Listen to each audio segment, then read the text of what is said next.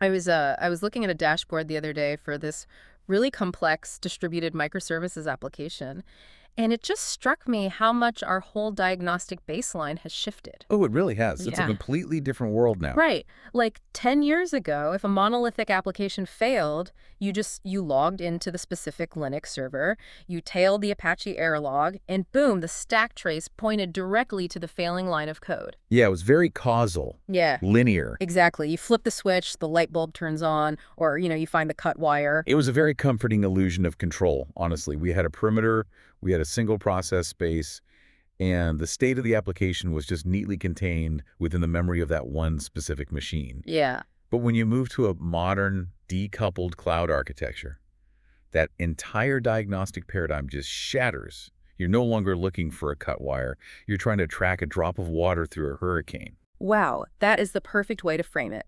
A drop of water through a hurricane. Because you'll get an alert that an order processing workflow failed, right? But the root cause isn't even in the order service. No, it almost never is. Right. The root cause is that, like 3 seconds prior, a transient network blip caused an IAM token refresh to fail in a totally different account. Which then delays the event bridge rule. Exactly, which causes a Lambda function to hit a downstream database at the exact second an automatic snapshot is running, which spikes the latency. The symptom and the disease are completely detached. Which is the absolute definition of diagnostic muddy waters in distributed systems. And, it's exactly why preparing for a certification like the AWS Certified Developer Associate, the DVA-C02, it requires such a radical shift in perspective. It really does. If you approach these cloud services as just isolated tools, you are going to build fragile systems. Okay, let's unpack this. Welcome to you, the listener, to this deep dive. Today, our mission is to navigate those architectural muddy waters. We've got a lot to cover. We really do. We are peering into a massive stack of community discussions, architectural debates, and DVA-C02 exam scenarios. But I want to be incredibly clear right off the bat. As pure cloud architects, we are not here to memorize multiple choice options. Definitely not. Or, read the AWS documentation out loud to you. Because memorizing the syntax for an API call won't save your production environment during a Black Friday traffic spike. No, it will not. What's fascinating here is how often the obvious solution you see highly upvoted on a developer forum is actually a massive architectural anti-pattern when exposed to real-world scale. Oh man, the forum advice, it kills me. The community often optimizes for the developer experience, like just getting a prototype working on a laptop while completely ignoring the operational overhead and the failure modes of that exact same code running at 10,000 requests per second. I see those hive mind traps constantly. Someone asks a question about database throttling and 50 people reply with, just increase the provision capacity or wrap it in a while loop. Which is terrifying. It's terrifying. So today, we're going to tear down those legacy anti-patterns.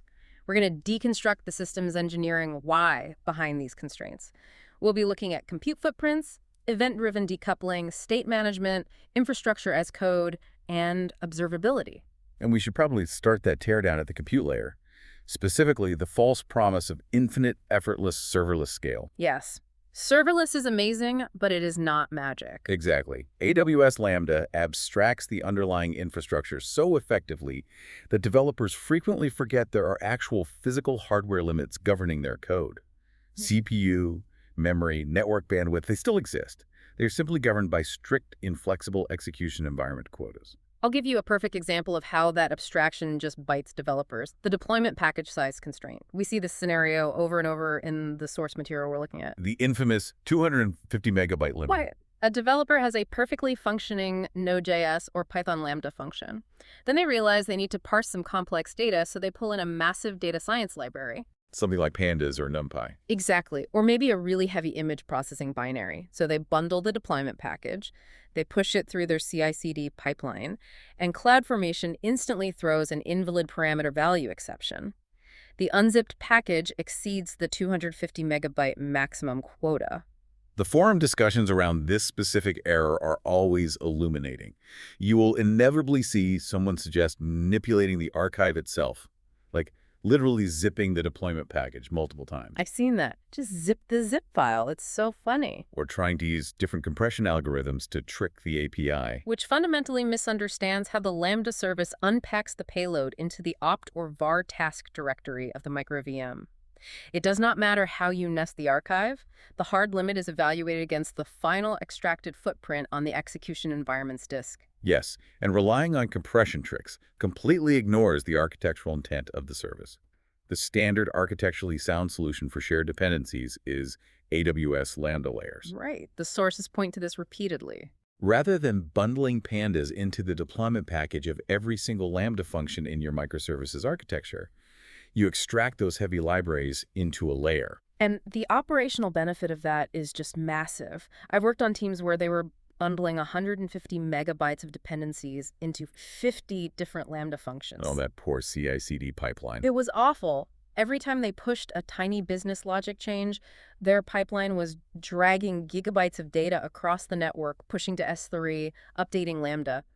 When we moved those dependencies to a layer, the actual function deployment package dropped to like 4 kilobytes. Wow. Yeah. Deployments went from taking 10 minutes to taking 4 seconds. The velocity improvement is undeniable.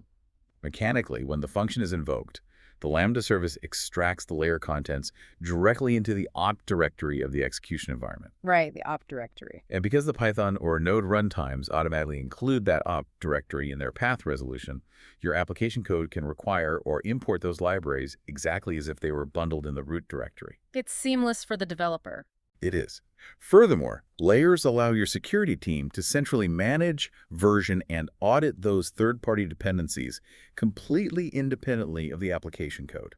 I'll push back on that a little, though, because I've run into edge cases where layers simply aren't enough. Okay, let's hear it. Let's say we're dealing with a heavy machine learning inference workload. We have a pre-trained model file that's 800 megabytes, plus we have specific C++ binaries compiled for the by8664 instruction set. That's a hefty payload. Right. So even if we separate everything perfectly into layers, our unzipped footprint across the function and the layers combined is pushing 1.5 gigabytes. That 250 megabyte hard limit is a brick wall. That is a very real constraint for modern workloads, yes. And the exam sources address this specific pivot point. When you hit the absolute physical limits of the traditional zip file deployment model, you abandon it entirely. You move to Lambda container images. Containers in Lambda still blow my mind a little bit. It changes the entire paradigm. It does. By packaging your function code and its dependencies as an OCI-compliant container image and pushing it to Amazon ECR, the maximum image size leaps from 250 megabytes to 10 gigabytes. 10 gigabytes, it's huge. You suddenly have the headroom to include massive ML models, headless browsers for PDF generation, heavy geospatial libraries, whatever you need. But how does AWS maintain the serverless execution speed with a 10 gigabyte image? I mean, if I have to wait for Lambda to download 10 gigabytes from ECR every time a cold start happens, my API latency is going to be measured in minutes, not milliseconds. And that's where the underlying Firecracker micro-VM technology really proves its worth. Lambda doesn't actually download the entire 10 gigabyte image before executing. Wait, it doesn't? No, it uses a sparse file system and block-level deduplication. When the micro-VM boots, it mounts the container image and streams only the specific chunks of data that your code actually requests during initialization. Oh, wow. So it's lazy loading the container. Exactly. The rest of the image sits in a highly optimized multi-tiered cache close to the worker node. So even with a massive image, cold start times remain surprisingly fast because the network transfer is strictly demand-driven. That lazy loading mechanism is brilliant. But speaking of cold starts and latency, let's look at another scenario from the sources. A developer has a highly CPU-bound Lambda function. Like generating cryptographic hashes. Yeah, exactly. Or parsing massive unstructured JSON streams. The function is just taking too long to execute. Now, the immediate instinct for anyone coming from an EC2 background is to go into the console and add more vCPUs. Which is impossible. There is no CPU dial in the Lambda console. Yep. This is a foundational concept. In Lambda, compute power, network bandwidth, and disk I/O are all allocated proportionally to the single memory setting. You allocate 128 megabytes of RAM, you get a tiny fractional sliver of the underlying host's CPU. So if my cryptographic function is timing out, I might actually need to bump the memory up to 1024 megabytes, or even 2048. Not because I actually need 2 gigs of RAM to hold the payload in memory, but because I need the proportionally larger slice of compute cycles to crunch the math faster. Yes. And I'll take that a step further. Once you allocate more than 1,769 megabytes of memory, Lambda grants your execution environment access to more than one full vCPU. Ah, that's the magic number, 1,769. That is the critical threshold where you can actually introduce multi-threading into your application code. If you're running a Node.js worker pool or Python's multiprocessing library, it will do absolutely nothing for you at 512 megabytes. To cross that 1,769 megabyte line to see parallel processing gains. I've actually used the AWS Compute Optimizer on workloads like that, and it's fascinating to see the cost-performance curve. It's often counterintuitive. Totally. Sometimes provisioning 2 gigabytes of memory is actually cheaper overall than provisioning 512 megabytes because the function finishes its heavy compute tasks so much faster that your GB second billing footprint is actually reduced. You pay a higher rate, but for a much, much shorter duration. That's the nuance of serverless economics right there. But raw compute speed doesn't solve the initialization penalty.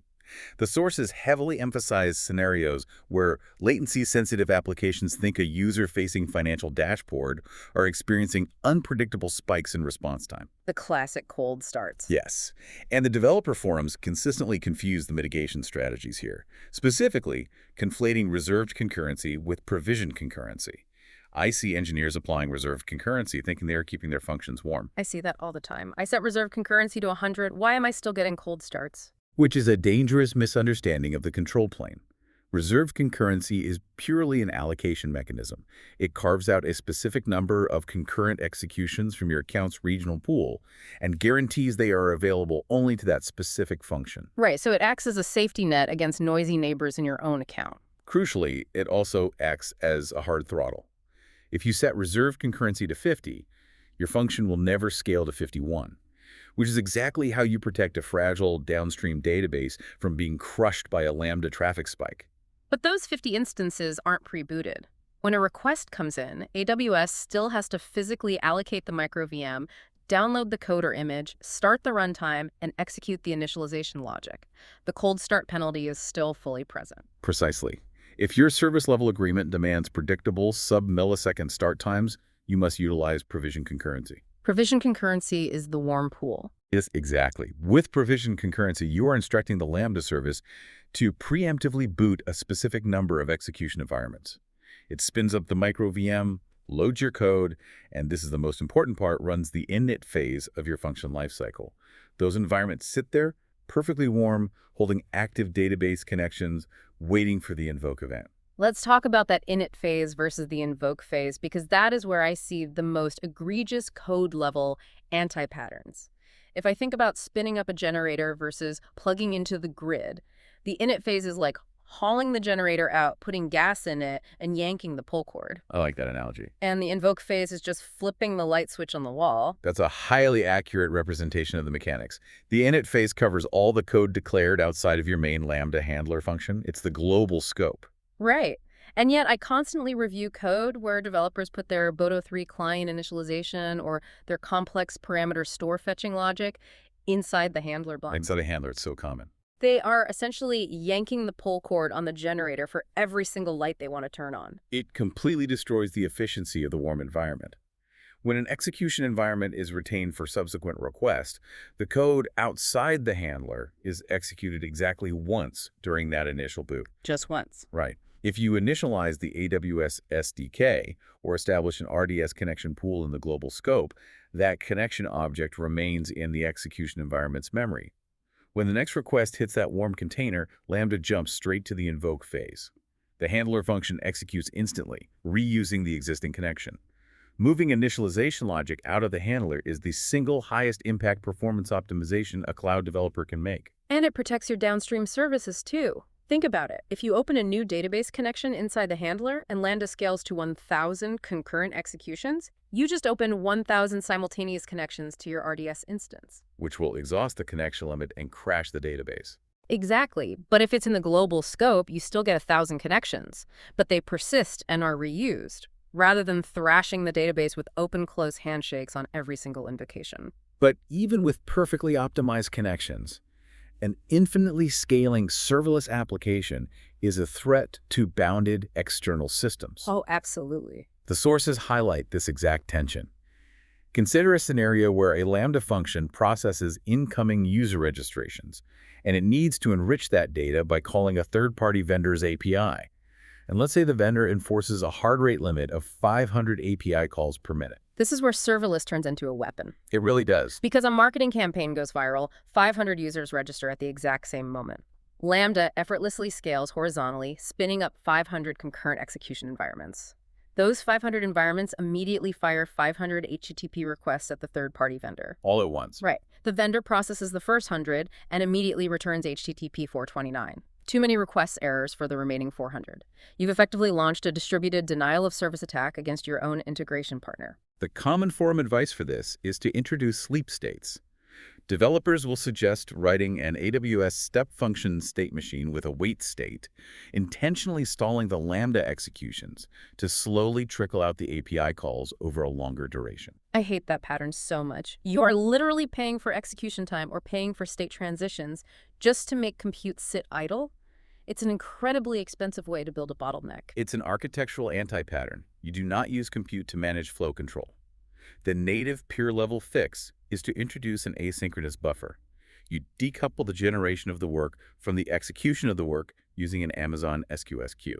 Okay, let's walk through the mechanics of that event source mapping, because that's where the real magic happens. Instead of API Gateway triggering the Lambda function directly, API Gateway drops the user registration payload into an SQS queue, Which acts as a shock absorber. Exactly. SQS will happily ingest 10,000 messages a second without breaking a sweat. Then, you configure your Lambda function to use that SQS queue as an event source. But you don't let the Lambda polling service consume the queue unconstrained.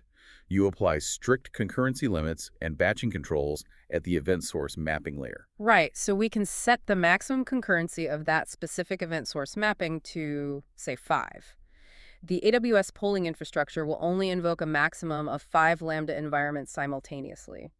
Even if there are 10,000 messages sitting in the queue, we've clamped the parallel execution pipe. And you combine that with the batch size parameter.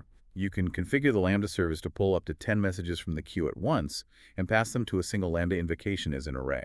So the Lambda function just loops through the array, makes the external API calls, and processes the batch. By tuning the concurrency limit and the batch size, you create a mathematically predictable throughput that stays safely below the vendor's 100 calls per minute threshold.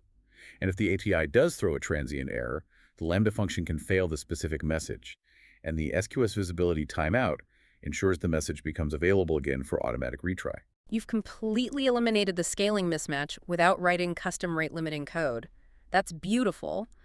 But that decoupling strategy introduces a new, terrifying problem when we move from simple work queues to complex, stateful microservices. Which is the core challenge of event-driven architectures. You solve the compute scaling issue, but you introduce race conditions, data consistency issues, and message ordering chaos. Chaos is the right word. The sources present a brilliant use case to illustrate this. A high concurrency concert ticket reservation system. The ticketing nightmare. A massive artist announces a tour, and thousands of users are competing for the exact same VIP seats. The system receives the ticket request, and the architecture requires 2 separate microservices to act on that request in parallel. An inventory service that marks the specific seat as held, and a payment service that processes the user's credit card. The constraints detailed in the source material are unforgiving here. If a seat is double booked due to concurrency, the system must honor the first order received and only charge that first user. Which makes sense. However, if that first user's payment fails, the system must gracefully roll back, evaluate the second order in line, and process their payment. If you try to build this with standard SQS queues, it will explode. I've seen teams try to manage this by just dumping everything into a standard queue and letting Lambda process it. The problem is, standard queues operate on a best effort ordering basis. And they guarantee at least once delivery. Right, meaning occasionally the same message gets delivered twice. So if order B arrives at the queue a microsecond after order A, standard SQS might hand order B to a Lambda worker first. Now the second person gets the seat. Or worse, it hands order A to 2 different Lambda workers, and you charge the first person's credit card twice. Which is a career-ending event in fintech. That is why you must elevate the architecture to use Amazon SNS FIFO combined with Amazon SQS FIFO. This combination provides the strict ordering and exactly once processing semantics required for transactional integrity in distributed systems. Let's trace the lifecycle of that request. The API gateway receives the user's click and publishes the order event. Why do we need SNS FIFO here instead of just dropping it straight into an SQS queue? Because of the fan-out requirement. That single buy action needs to trigger two independent domains, inventory and payment simultaneously. SNS FIFO provides the publish-subscribe broadcast mechanism. Okay, so it broadcasts. But unlike standard SNS, SNS FIFO guarantees that events are delivered to subscribers in the exact order they were published. It also utilizes a message-to-duplication it. If the front-end client experiences a network timeout and retries the buy request, SNS FIFO recognizes the duplicate ID and silently drops it, preventing the entire downstream system from processing a phantom order. So SNS FIFO reliably fans the message out. The subscribers are two separate SQS FIFO queues, one for the inventory Lambda, one for the payment Lambda. But if we just use a basic FIFO queue, we hit a massive throughput bottleneck. Head-of-line blocking problem. Yes. I've fallen into this exact trap. I built a strict FIFO system, and the queue locked up entirely while processing one single message. It was processing globally in a single file line. If the payment Lambda took 2 seconds to process order A, the entire queue for the entire stadium was paused. That is the inherent trade-off of strict global FIFO processing. But the architecture accounts for this through the message grouped parameter. This is the mechanism that allows for high throughput, parallel processing while maintaining strict sequential ordering where it actually matters. Right. You don't lock the whole queue, you just lock the specific entity. It acts like a multi-lane highway rather than a single-file checkout lane. In this scenario, what becomes the message grouped? The specific seed ID. When you publish the message, you assign the seed ID as the message grouped. The SQS FIFO queue guarantees strict first-in, first-out ordering within that specific group.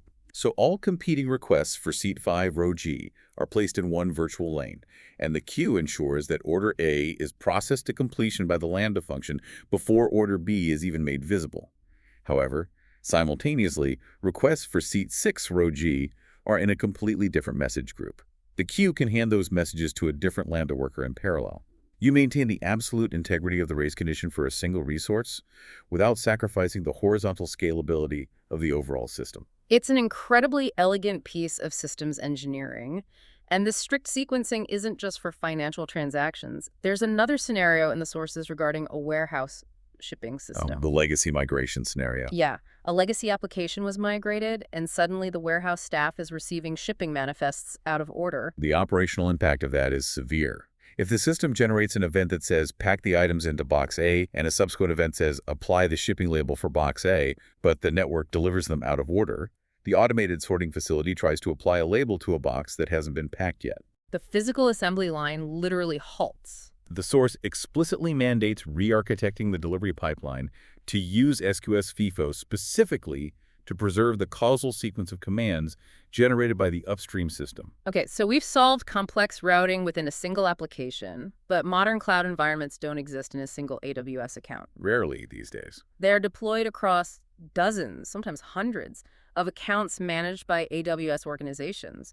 You have dedicated accounts for staging, for production, for the data science team, for the security team. This isolates blast radiuses and simplifies billing, but it creates a massive observability nightmare. Especially for security and compliance teams. The sources feature a scenario where an auditor needs to collect every single EC2 instance lifecycle event, like when an instance starts, stops, or terminates across the entire organization. And they need to funnel those events into a single centralized SQS queue in a master auditing account. The HiveMind Forum solution to this is always to write an aggressive polling script. Someone will suggest deploying a Lambda function on an event bridge cron schedule, maybe running every 5 minutes. I can see where this is going. The Lambda uses cross-account IAM roles to assume permissions into every single sub-account. It calls the EC2 describe instances API, paginates through hundreds of instances, compares the current state to a DynamoDB table of previous states, and then pushes the diff to SQS. It is a brittle, high-maintenance anti-pattern. Polling for state changes in a cloud environment is fundamentally inefficient.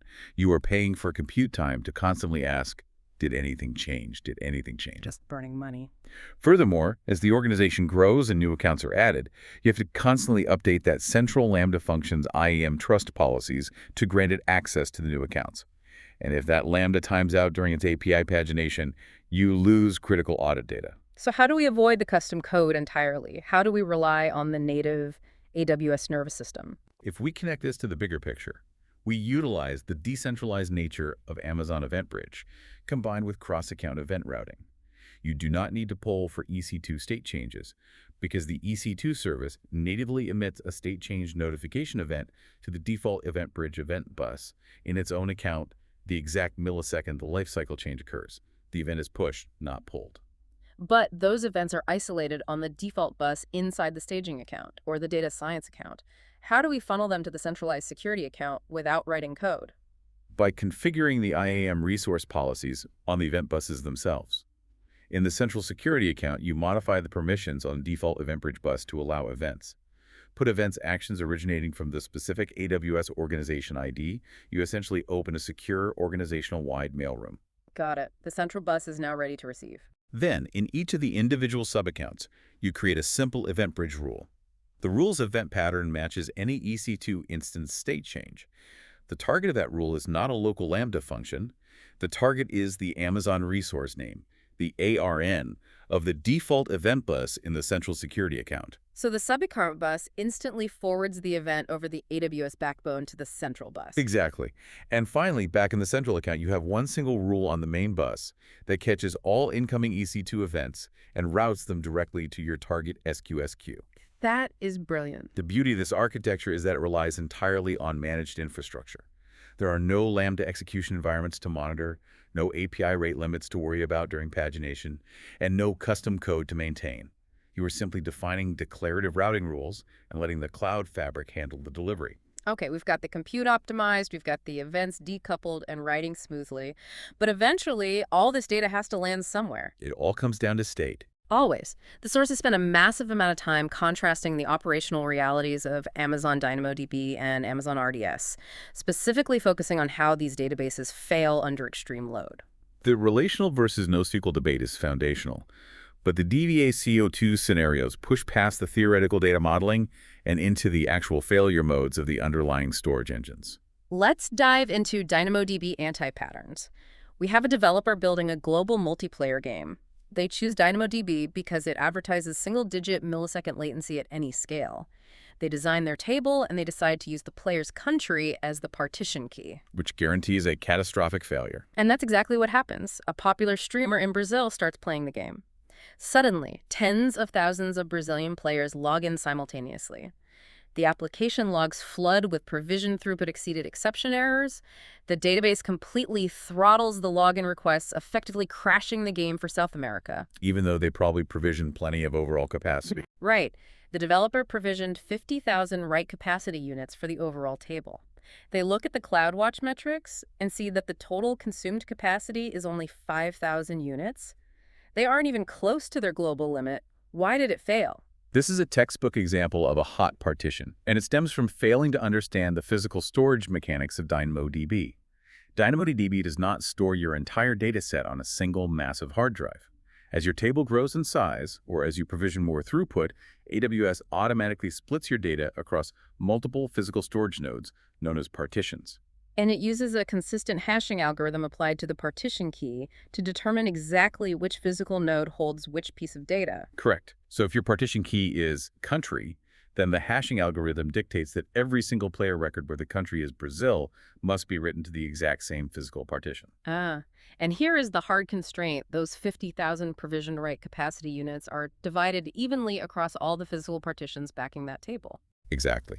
If the table has grown large enough to be split across 50 partitions, each individual physical partition is allocated exactly 1,000 write capacity units. Oh, wow. I see where this is going. When 5,000 Brazilian players try to log in within the same second, all 5,000 write requests hash to that single Brazil partition. The partition is capped at 1,000 WCU. It is overwhelmed, and it immediately throttles the excess request, throwing that exception, while the other 49 partitions handling players from Canada or Japan are sitting completely idle, their capacity wasted. I see forum advice suggesting that you can solve this by just switching the table's billing mode to on-demand capacity. Does on-demand fix a hot partition? It does not. On-demand capacity is fantastic for unpredictable workloads, and DynamoDB's internal adaptive capacity feature will attempt to shift resources to a hot partition over time. But there's an absolute physical hard limit for any single partition. Currently, it's 1,000 write capacity units or 3,000 read capacity units per second. If your workload exceeds that limit on a single partition key, you will be throttled, regardless of your billing mode or adaptive capacity. So the architectural fix requires a real data modeling change. You have to design for high cardinality.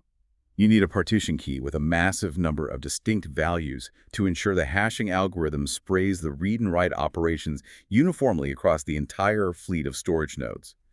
The sources highlight using a specific, randomly generated, universally unique identifier, or a UUID, or the individual player ID, as the partition key.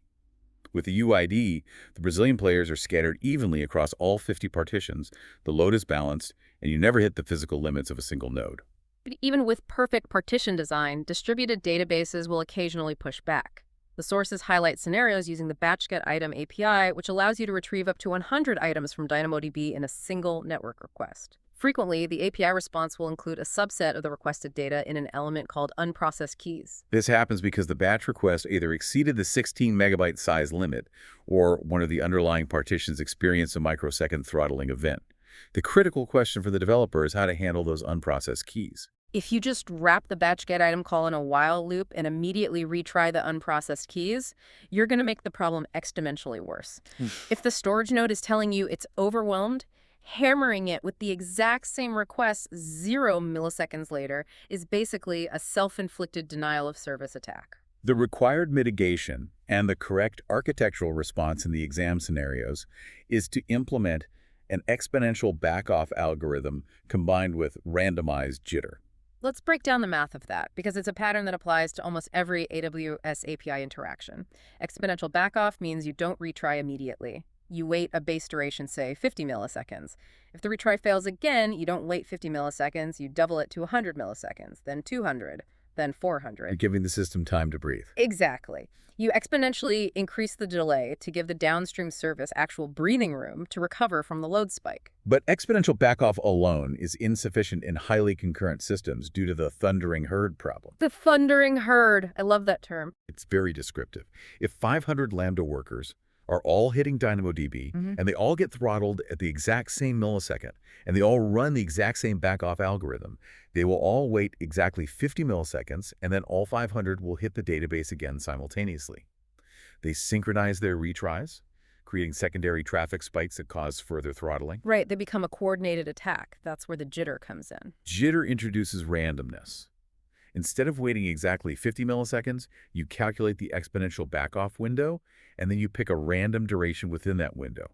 Perhaps worker A waits 23 milliseconds, worker B waits 48 milliseconds, and worker C waits 12 milliseconds. So they aren't marching in lockstep anymore. Exactly. This desynchronizes the retries, spreading the load smoothly over time and allowing the database partitions to process the backlog without being overwhelmed by a secondary spike. If you use the official AWS SDKs, this specific full jitter algorithm is baked into the default retry configuration, but understanding the mechanism is critical when tuning those retries for latency-sensitive applications. That makes total sense. Let's talk about the data lifecycle now, specifically automated housekeeping. Data flows in, but eventually it needs to be purged.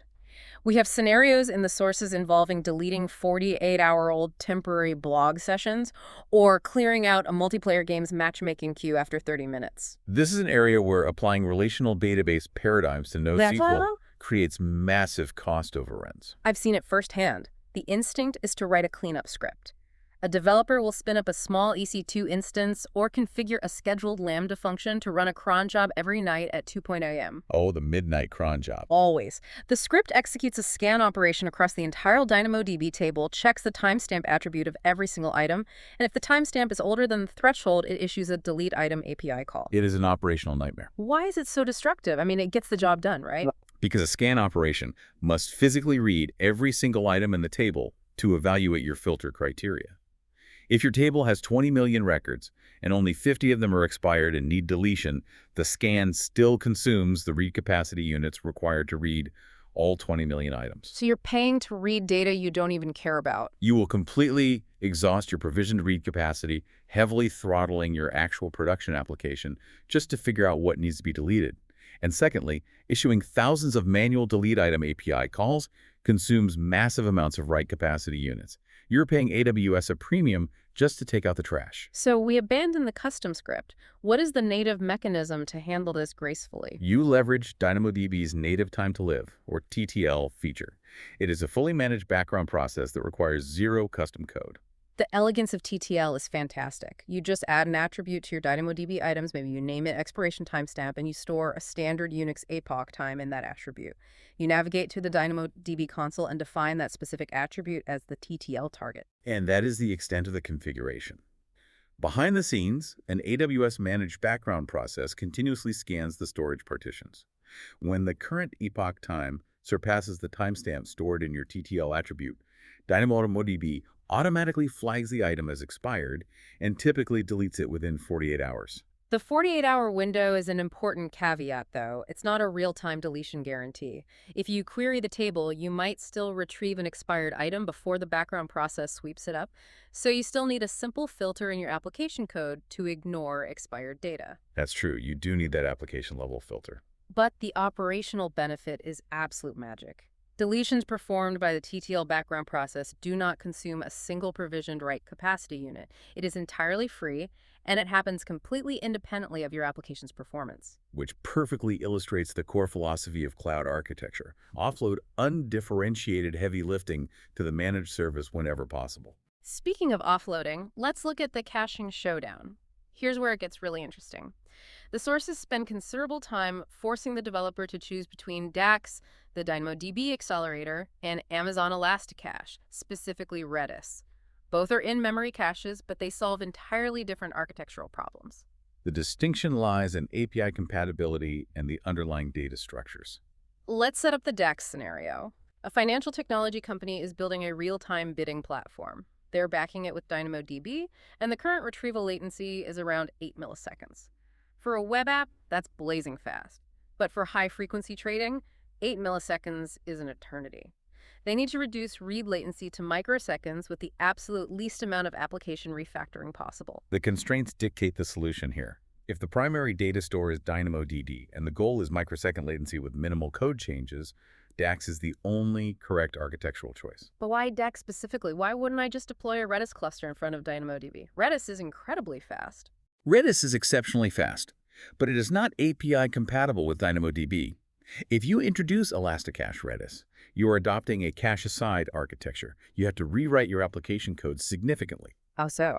Well, your Lambda function must first initiate a TCP connection to Redis, execute a getAT command, evaluate if it's a cache miss, and if it is a miss, it then has to initiate an HTTPS connection to DynamoDB, execute a getItem API call, wait for the response, and then execute a set command back to Redis to populate the cache for the next user. It introduces massive code complexity and forces you to manage two separate data models. But with DAX, the application doesn't even know it's talking to a cache. Precisely. DAX implements the exact same API signature as DynamoDB. You cannot change your application logic. You simply change the endpoint URL your AWS SDK is pointing to. The SDK communicates with the DAX cluster. If the DAX item cache has the data in memory, it returns it in microseconds. If it's a cache miss, DAX automatically passes the request through to the underlying DynamoDB table, caches the response, and hands it back to the application. It acts as a fully transparent proxy. So when do we pivot to Elasticache for Redis? When is that the right choice? Redis shines when you need to offload complex, read-heavy workloads from a relational database like Amazon RDS. Relational databases scale vertically very well, but scaling them horizontally for read throughput is complex and expensive. Redis acts as a high-performance buffer. But beyond simple key-value caching, Redis provides advanced, in-memory data structures. The sources highlight a specific scenario about this caching user profiles, but also needing to maintain a real-time leaderboard of player scores. If you try to maintain a leaderboard in a standard relational database, you are executing complex order-by queries that require locking rows and consuming massive CPU cycles on the database engine. Redis, however, has a native data structure called a sorted set. Oh, this is the ZADD command. Exactly. When a player scores points, your application sends a ZADD command to Redis with the player's ID and their new score. Redis natively and continuously maintains the ranking of that set in memory. When the front end needs to display the top 10 players, it issues a zrange command, and Redis returns the perfectly sorted list in a fraction of a millisecond, completely bypassing the primary RDS database. Before we leave caching, I want to touch on cache invalidation because the sources mention a scenario where a caching layer sits in front of an Aurora database, and the business requirements dictate that the application must always use the most recent value. Stale data is completely unacceptable. If strong consistency is a hard requirement, the standard lazy loading strategy fails. With lazy loading, the cache is only updated when a read miss occurs. If a backend process updates the Aurora database directly, the cache remains entirely unaware, and subsequent read requests will return the stale cached value until the TTL expires. So you have to flip the strategy to write through. Yes. In a write-through pattern, every time your application creates or updates a record, it must synchronously write that data to the primary database and immediately update the corresponding key in the cache within the same logical transaction. It ensures the cache is never out of sync, though it does add slight latency to the write path. Okay, so we've designed a bulletproof architecture. We have our Lambda compute optimized, our FIFO queues routing events securely, and our databases caching data in microseconds. But none of this matters if we can't deploy it safely. Let's move to infrastructure as code, or IAC, and deployment realities, because the sources highlight some terrifying rhythm-generating failures. The most dangerous scenario in the entire source stack revolves around the accidental database drop during a CloudFormation stack update. I have lived through this nightmare. It's a painful rite of passage. It really is. A team has an application entirely defined in a single CloudFormation YAML template. It deploys the VPC, the ECS clusters, and an Amazon RDS PostgreSQL database. A developer gets a ticket to enforce some naming conventions.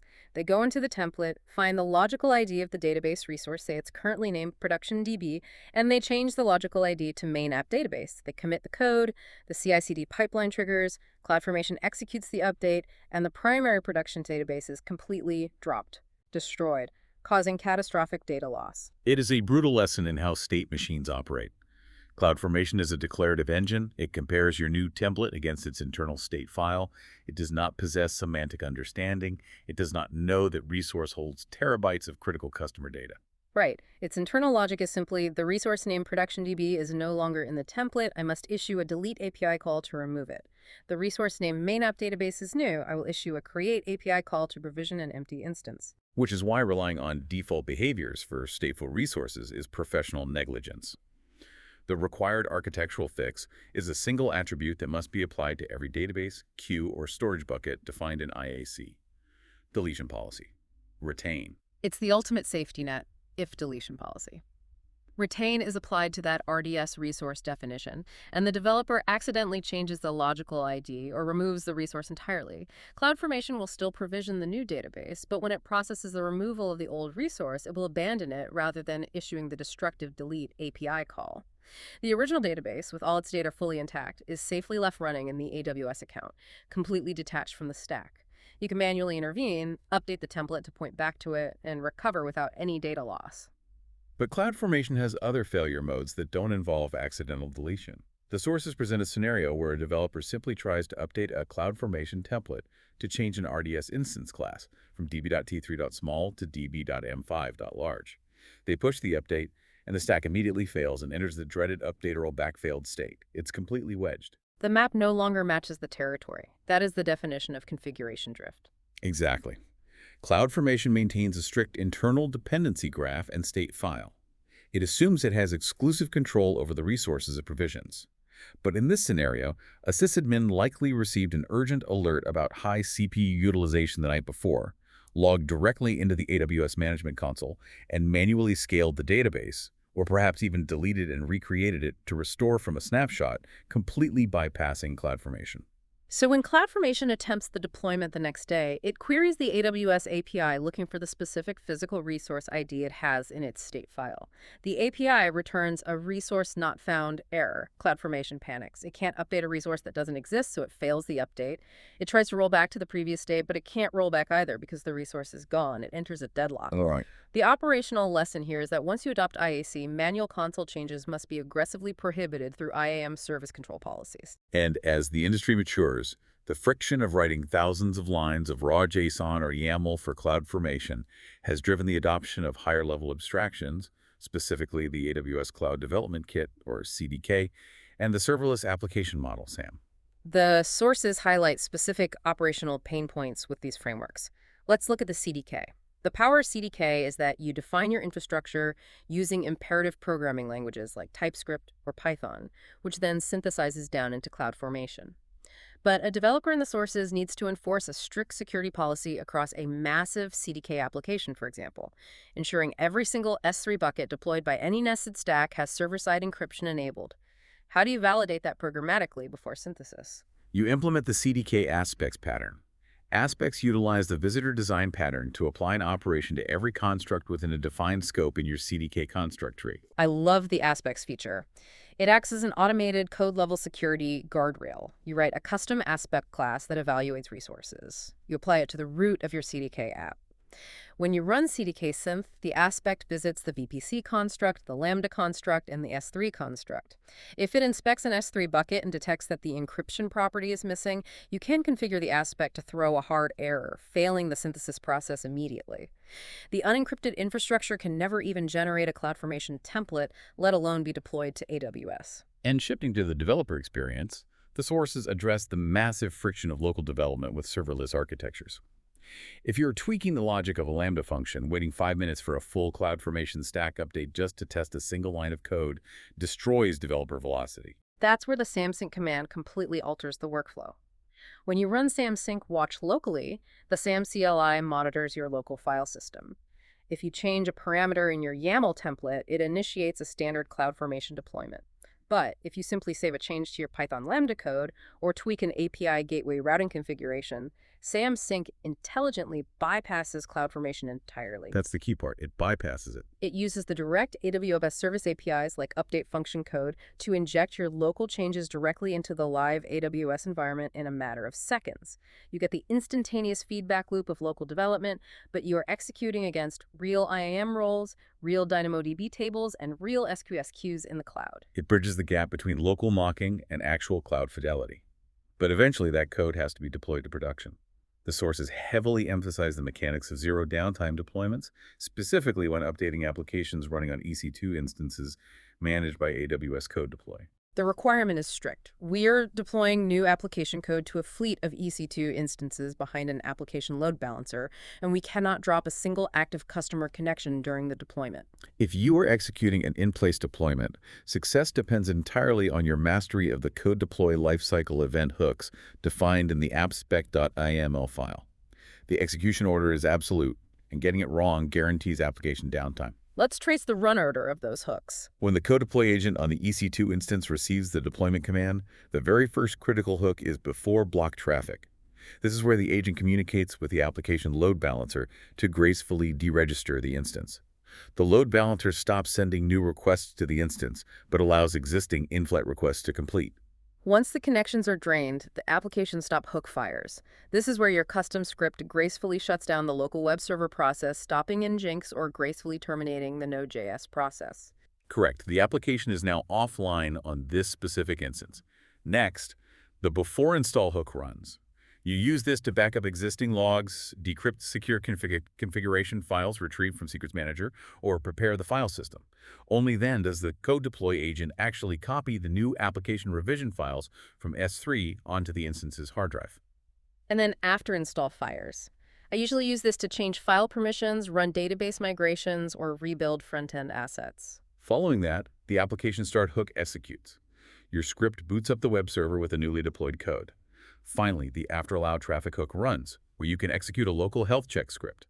If the script passes, the instance registers back with the application load balancer and begins serving live customer traffic with a new version.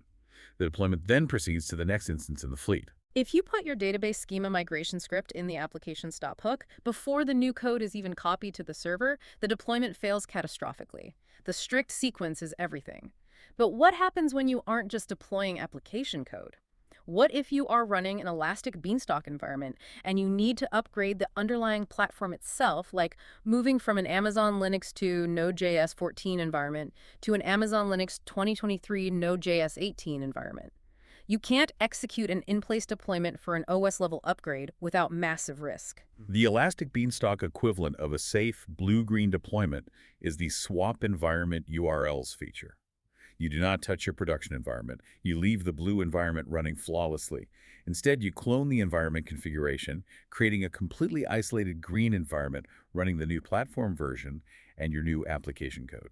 You run all your integration tests against the green environment's temporary AWS-provided URL. It's completely disconnected from customer traffic. Once you validate the green environment is stable, you execute the URL swap. Elastic Beanstalk updates the underlying Route 53 DNS records. The CNAE record for your production domain is instantly repointed from the blue environment's load balancer to the green environment's load balancer. Traffic seamlessly cuts over. If the new platform exhibits unexpected behavior under load, you simply click Swap URLs again, and traffic instantly reverts back to the untouched, stable blue environment. That brings us to our final architectural hurdle, observability and security. The code is deployed, the environment is swapped, the architecture is humming. But inevitably, users report that the application feels sluggish or intermittent errors start appearing in the logs.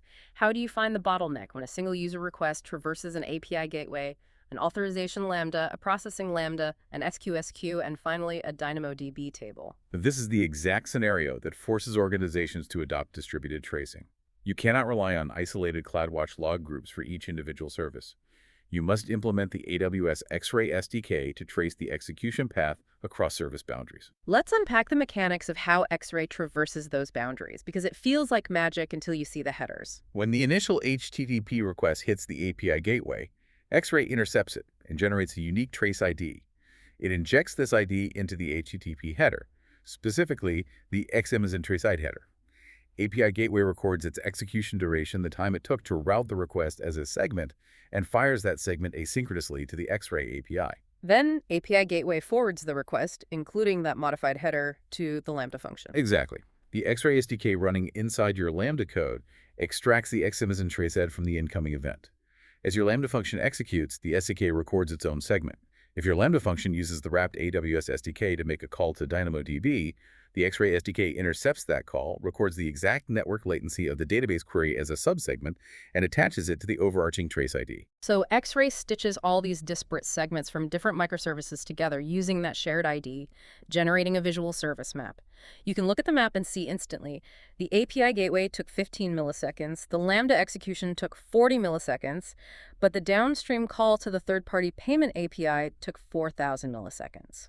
The latency bottleneck is exposed immediately. But the sources introduce an architectural nuance regarding how you actually run the X-Ray daemon to transmit these segments. Specifically, when you move away from Lambda and deploy containerized microservices on Amazon ECS using the AWS Fargate launch type. Right. If you are running ECS on standard EC2 instances, you just install the X-Ray daemon on the underlying host operating system. All the containers running on that instance send their trace data to the host's daemon via a UDP connection. But Fargate is serverless compute for containers. There is no underlying EC2 host that you have SSH access to. You don't manage the infrastructure. So how does the X-Ray SDK transmit the traces? You must deploy the X-Ray daemon as a sidecar container within the same task. Let's break down the sidecar pattern. In ECS, a task definition is the blueprint for your application. You configure your task definition to run two containers simultaneously within the same logical task, your primary Node.js or Python application container, and a secondary X-Ray daemon container, the sidecar. Because Fargate uses the OSVPC network mode, all containers within a single task share the same Elastic Network interface and the same local loopback address. So the application container simply fires its UDP trace packets to localhost port 2000. The sidecar container, listening on that port, intercepts the packets, batches them, and securely forwards them over HTTPS to the X-Ray API. Yes, and crucially, the sources emphasize the IAM requirements for this pattern. You must update the task role policy, not the task execution role, which is for pulling the image from ECR, but the task role, which grants permissions to the running containers. You must grant the task role the X-Ray, put trace segments permission. Without it, the sidecar intercepts the data locally, but is unauthorized to send it to AWS, and your traces vanish into the void. Okay, tracing gives us request-level visibility. But what about aggregate application metrics? We have a fascinating scenario regarding a high-throughput Lambda function processing IoT telemetry data. The business requires a custom CloudWatch metric tracking the exact number of valid telemetry payloads processed per second. However, the requirement strictly forbids including the Lambda initialization time in the metric and forbids adding any synchronous latency to the execution. The naive approach is to write custom code. You capture the start timestamp, capture the end timestamp, calculate the duration, and make a blocking HTTP API call to CloudWatch. Put metric data to log the result. I've watched that pattern completely destroy high-throughput serverless applications. Because the put metric data API has strict rate limits.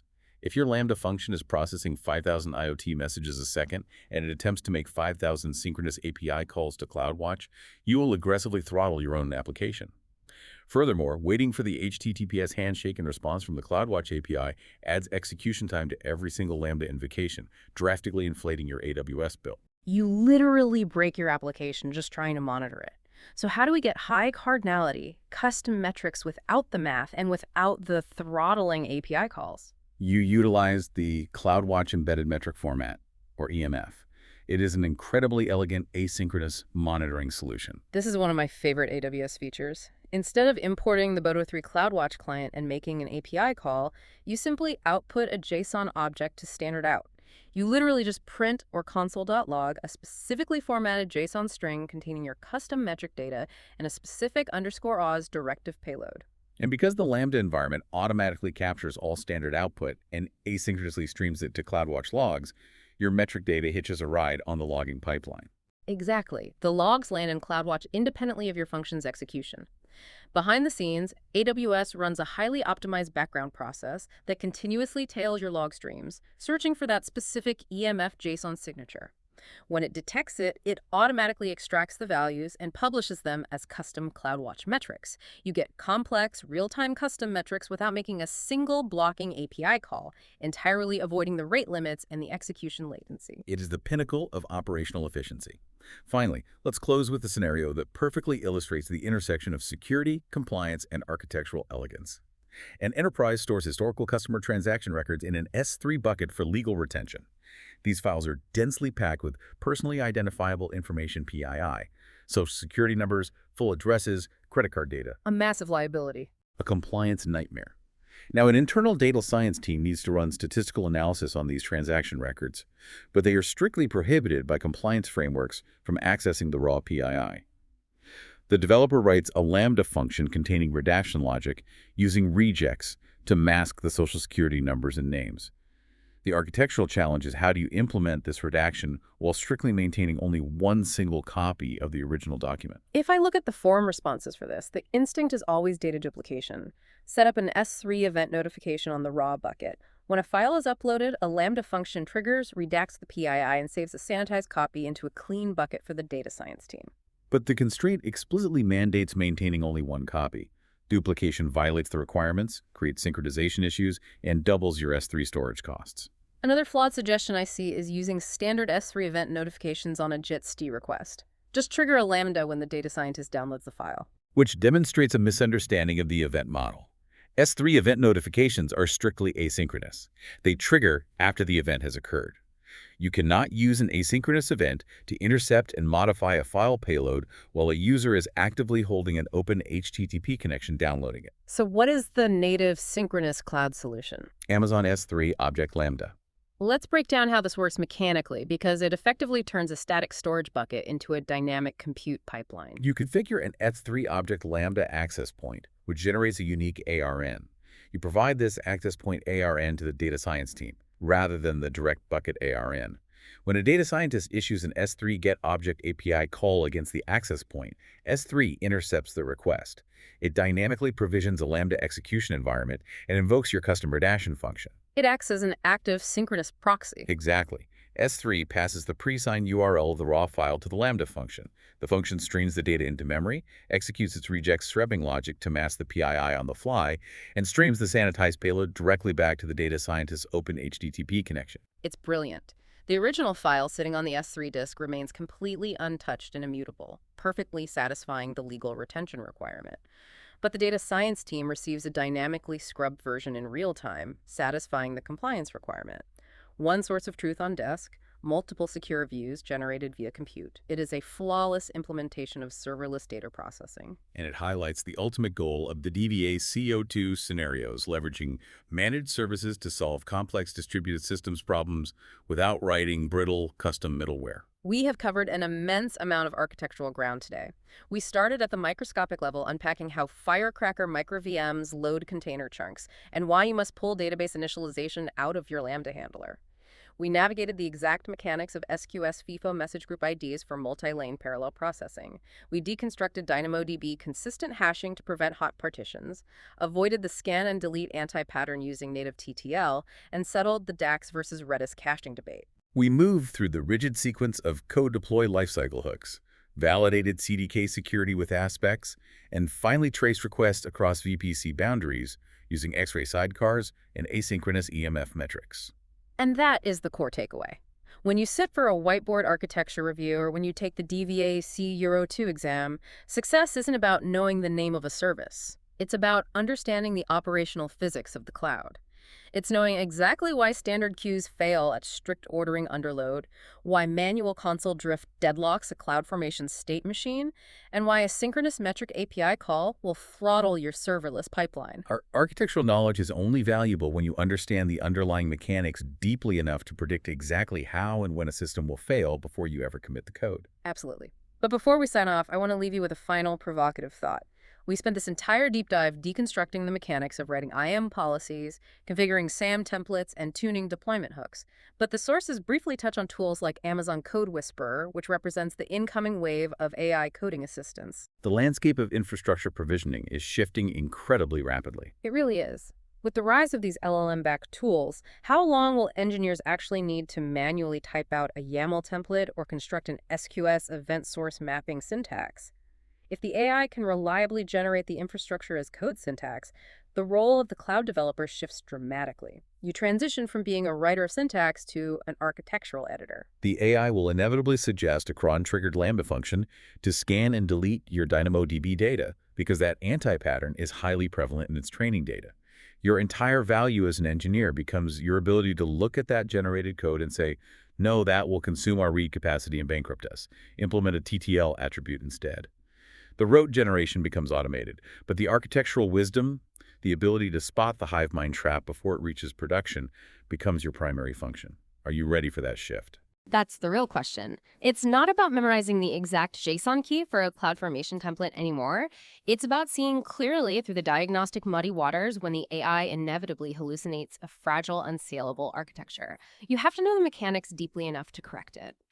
Thank you for joining us on this massive architectural deep dive. Keep questioning the defaults, keep avoiding the hive mind traps, keep building securely, and stay curious. We'll catch you on the next one.